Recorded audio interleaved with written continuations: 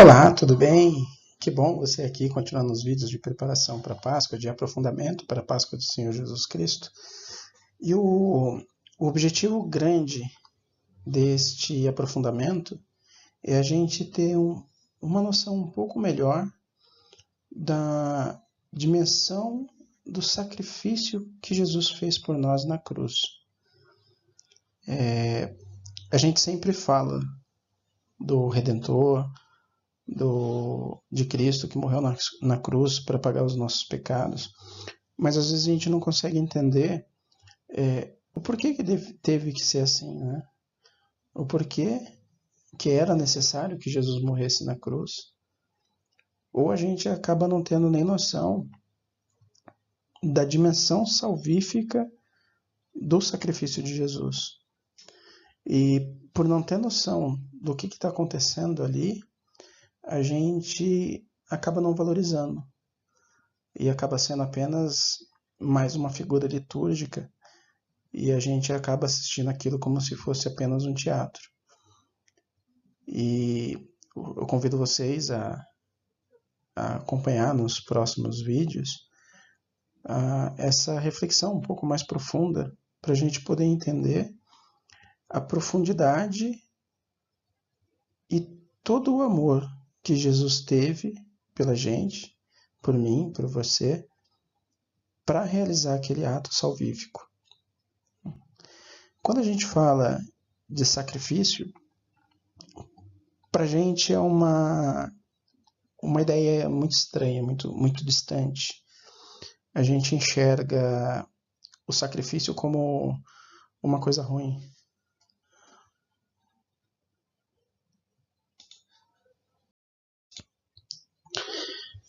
A gente sempre usa a simbologia do sacrifício como uma coisa que nos chateia ou que nos causa algum transtorno. É fácil aquela ideia que tipo, o sacrifício do meu trabalho, ou eu fui sacrificado por alguma outra pessoa, ou como se o sacrifício tem que ser algo que cause algo ruim para mim. Mas a ideia de sacrifício ela é muito mais profunda. Porém, para a humanidade, o sacrifício é uma das formas mais primitivas de adoração.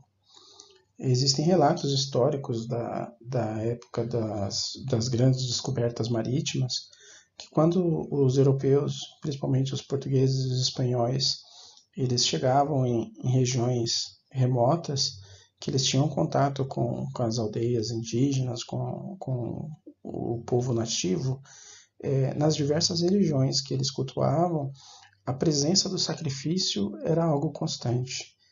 Cada uma dessas aldeias, a seu modo, mas existiam aldeias que faziam sacrifícios ao deus deles, fazendo sacrifício de frutas, alguns faziam sacrifícios animais, e existiam até algumas que faziam sacrifício humano. E para a gente, hoje, na era moderna, a ideia do sacrifício animal é uma coisa muito longe da realidade. Quando a gente ouve uma reportagem que foi encontrado fulano de tal fazendo um ritual e nesse ritual era feito a morte, o abate de uns animais e tal, a gente sempre olha assim com um pouco de indignação, como se fosse uma coisa muito fora da realidade. E na nossa realidade é algo que não é muito comum. Porém, há tempos atrás, o sacrifício de animais era algo muito constante e muito presente na vida dos povos, né? Mas vamos ver o que o Catecismo da Igreja Católica fala sobre sacrifício.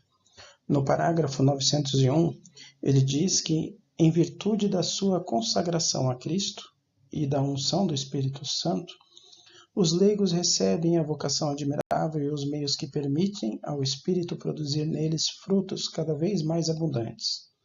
De fato, todas as suas atividades, orações e iniciativas apostólicas, a sua vida conjugal e familiar, o seu trabalho de cada dia, os seus lazeres do espírito e do corpo, se forem vividos no Espírito de Deus, e até as provações da vida se pacientemente suportadas, tudo se transforma em sacrifício espiritual agradável a Deus por Jesus Cristo. Na celebração eucarística, todas estas oblações se unem à do corpo do Senhor para serem piedosamente oferecidas ao Pai. É assim que os leigos, como adoradores que em toda parte se comportam santamente, consagram a Deus o próprio mundo. Bonito, né? A igreja ela nos ensina que o sacrifício não necessariamente tem que ser algo ruim.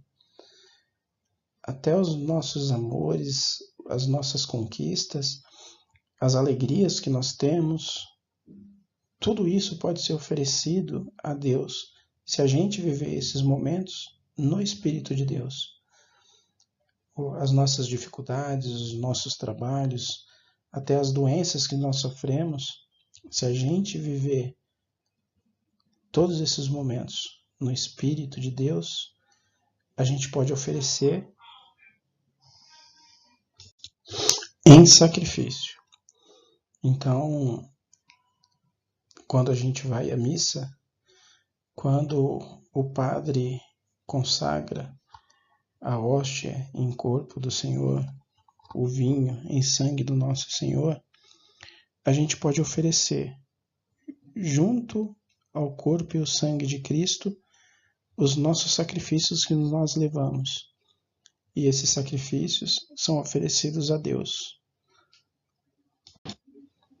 Agora vamos ver o que era o sacrifício para o judeu no Antigo Testamento. O sacrifício era o reconhecimento da soberania de Deus sobre a criação. Ao Senhor, a terra e suas riquezas, fala o Salmo. O homem reconhecia esse fato, devolvendo a Deus o que em última instância era dele. Assim, o sacrifício louvava a Deus, de quem fluem todas as bênçãos. O sacrifício era um ato de agradecimento. A criação foi dada ao homem como dádiva, mas que retribuição o homem dá a Deus? Só devolvemos o que recebemos. E às vezes, o sacrifício servia para ratificar solenemente um acordo ou juramento, uma aliança diante de Deus. O sacrifício também era ato de renúncia e tristeza pelos pecados. O que oferecia o sacrifício reconhecia que seus pecados faziam-no merecedor da morte. Em lugar de sua vida, oferecia a vida do animal. Dessa forma, a gente pode observar por praticamente todo o Antigo Testamento diversos relatos de sacrifício. Aqui eu trouxe alguns para exemplificar, como o sacrifício de Caim e Abel, em que eles entregam para Deus o fruto do seu trabalho. Também tem o sacrifício de Noé, depois que o dilúvio passou, quando eles voltaram à terra, Noé construiu um altar e fez o sacrifício de um cordeiro, selando a aliança com Deus, uma nova aliança. A gente também tem o sacrifício de Moisés.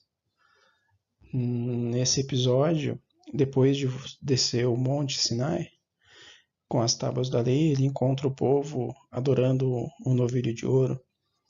Daí, depois de brigar com eles, do povo se arrepender de ter feito, ele constrói um altar e faz o sacrifício de um cordeiro como expiação dos pecados, mostrando como o povo estava arrependido. Além deles, tem dois sacrifícios que se destacam. O primeiro, o sacrifício de Abraão, onde Deus pede para Abraão levar Isaac no alto do monte e lá entregar o filho Isaac em sacrifício. E Abraão, mesmo com o coração apertado pelo luto, pela dor, ele obedece a Deus, leva o seu filho e lá prepara ele para poder sacrificar. E na hora do sacrifício, o anjo aparece para Abraão e reconhece a profundidade de sua fé, pede para soltar o menino e preso nos galhos do lado existia um cordeiro. E dessa forma Deus provê o cordeiro para o sacrifício e eles fazem o sacrifício do cordeiro. E um outro sacrifício que também merece muito destaque é o sacrifício de Melquisedeque. Melquisedeque tem o primeiro relato na Bíblia do sacrifício do pão e do vinho. E por isso ele é uma referência e é trazido para a gente como uma tipologia de Jesus. Interessante a gente pensar também que Melquisedeque ele tinha uma combinação que não era muito comum. Ele era sacerdote e também era rei. Era o rei de Salém. Nas escrituras fala que ele era o rei de Salém. E não era comum o rei também ser sacerdote. Mas esse posto de rei e sacerdote também depois ele é dado a Jesus. A gente precisa ter na cabeça a ideia de que o povo de Israel ele era um povo religioso. A religião era muito intrinsecamente ligada ao sistema social. Se misturava muito a própria noção de povo com a noção de religiosidade. A gente não consegue separar do povo judeu o estado civil e o estado religioso. É uma coisa só. O povo ele surge de uma promessa de Deus a um patriarca e Deus conduz esse povo por toda a história e esse povo ele se desenvolve à medida que ele desenvolve a sua religiosidade. Então essa relação social e essa relação de fé ela é muito presente e muito centrada. E a aliança que eles têm com Deus no início é uma aliança baseada na lei. E se Moisés desceu do monte com a tábua, com as 10 leis, essas leis logo se multiplicaram em mais de 600 preceitos, que são as leis mosaicas que a gente encontra no Deuteronômio. E cumprir a aliança significava cumprir a lei. Só que era humanamente impossível para eles conseguir cumprir toda a lei. E quando ele quebrava um desses mandamentos, uma dessa lei, ele rompia a sua aliança com Deus. Então era necessário para o judeu, de alguma forma, expiar esse pecado, uma forma pagar esse pecado com Deus. E isso era feito através do sacrifício. Então, para a comunidade, existia uma solenidade chamada Yom Kippur, que é o dia do perdão. No templo, existia uma área restrita chamada o Santo dos Santos, que era a área do templo onde eles acreditavam que Deus habitava. E no Santo dos Santos ficava guardada a Arca da Aliança. Dentro da arca, o cajado de Moisés, as tábuas da lei, um pouco de maná, e sobre a arca, o presbitório, que é uma parte onde tem a tampa e 2 querubins esculpidos em cima da tampa. E esse pedaço, entre os querubins, que era o propiciatório, era o local onde eles acreditavam que estava Deus. Deus ali era o local de Deus.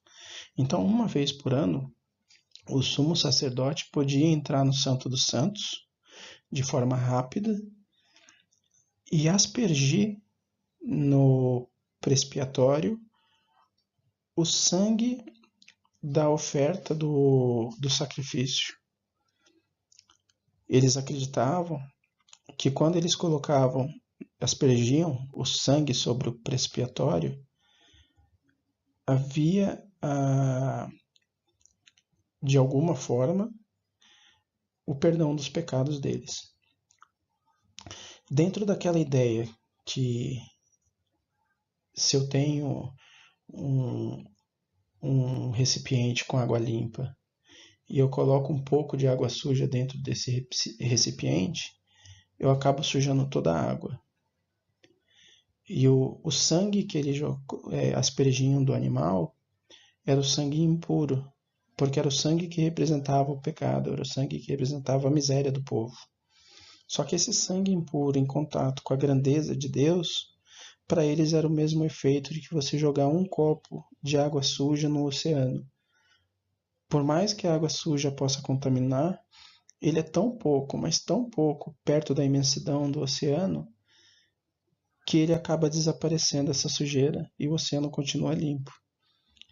Então esse sangue impuro, em contato com o divino, no pré-expiatório, apagava esse pecado, apagava essa contaminação. Só que eles sabiam, mesmo tendo essa ideia vaga, eles sabiam que esse sacrifício não era um sacrifício perfeito. Era uma forma ainda rudimentar que eles tinham para poder expiar os seus pecados, mas ainda assim era uma forma imperfeita. E pelos profetas foi anunciado a eles que veria o Messias, e através do Messias eles poderiam fazer uma expiação perfeita dos seus pecados.